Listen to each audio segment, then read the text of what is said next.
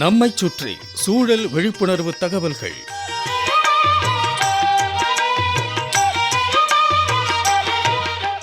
அன்புள்ள தாமரை செல்வன் சார் அவர்களுக்கு உங்கள் மாணிக்கம் எழுதும் மடல். நலம் நலமறிய ஆவல். தமிழ் மொழி மிகவும் தொன்மையான மொழி. அதன் பழமை, முதுமை, மொழியில் கலந்திருக்கும் பொதிந்திருக்கும் அர்த்தங்கள்லாம் மிகவும் அருமையானவை. நமது பாரத பிரதமர் கூட இதை பற்றி ரொம்ப பெருமையாக குறிப்பிட்டிருக்கிறார். நம்ம மொழியை பற்றி ஔவையார் அருளிய மூதுரை தமிழ் நீதி நூலில் வாக்குண்டாம் நல்ல மனமுண்டாம் மாமலராள் நோக்குண்டாம் மேனி நுடங்காது பூக்கொண்டு துப்பார் திருமேனி தும்பிக்கையான் பாதம் தப்பாமற் சார்வார் தமக்கு. இந்த கடவுள் வாழ்த்து பாடல்ல அறக்கருத்துக்கள் பொதிந்துள்ளன. இந்த பாடலை சாதாரணமாக படித்து பார்த்தால் விநாயக பெருமானை தினமும் துதித்து பாடும் பாடல் போல தெரியும். ஆனால் உண்மை விளக்கம் வேற மாதிரி.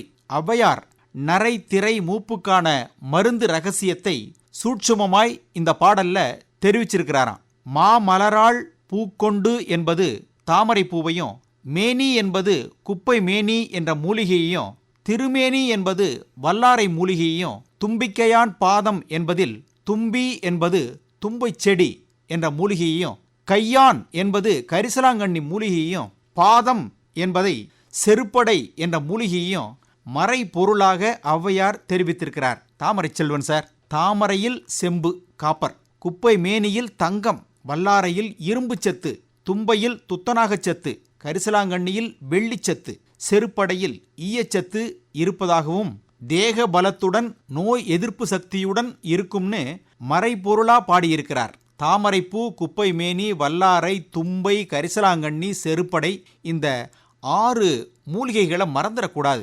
சாதாரணமாக எங்கும் பார்க்கக்கூடியவை தான், எளிதாக பயன்படுத்தக்கூடியவை தான். ஒரு கல்லில் 2 மாங்காய் அடிக்கலாம் இந்த மூலிகைகளை பயன்படுத்தி. ஒன்று, இந்த மூலிகைகளை கொண்டு விநாயகரை துதிக்கலாம். 2வது, இந்த மூலிகைகளை கொண்டு நமது உடல் நலனை பேணலாம். அதே போல தமிழின் சிறப்பறிய இன்னொரு சான்று உதாரணம் வே என்ற ஒற்றை தமிழ் எழுத்து வே. இதற்கு மறை, மறைத்து வைத்தல் என்பது பொருள். தாவரங்களின் வேர் மண்ணுக்குள் ஓடி மறைந்து கிடப்பதாலேயே அது வேர் எனப்பட்டது. மறைந்திருந்து தாக்குவதாலேயே அவரை வேடன் என அழைத்தனர். வேட்டையும் அப்படித்தான், சுத்திலும் இட்டு மறைத்து பாதுகாப்பதாலேயே வேலி எனப்பட்டது. வேய்தலும் அப்படித்தான், சுடுதண்ணியில மூலிகைகளை போட்டு துணி போட்டு மூடி அதை முகர்ந்து நோய் போக்கும் நிகழ்வுக்கு வேது பிடித்தல் என்று பேர். சங்க இலக்கியங்கள்ல குறிப்பிட்டிருக்கிறாங்க. பெண்ணின் அடர் கூந்தல் அப்படியே அவரின் முழு உடலையும் மறைக்கக்கூடியதாக இருந்ததால் அதற்கு வேய்ங்குழல் என்று பேர்.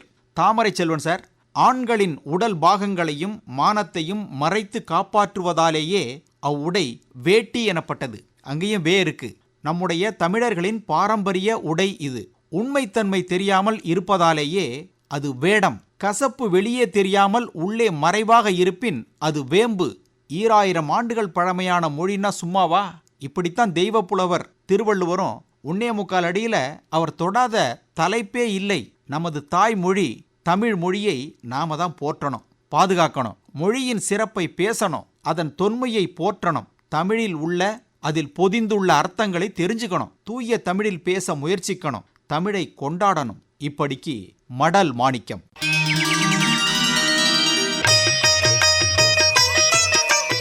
நம்மைச் சுற்றி சூழல் விழிப்புணர்வு தகவல்கள் கேட்டீர்கள்.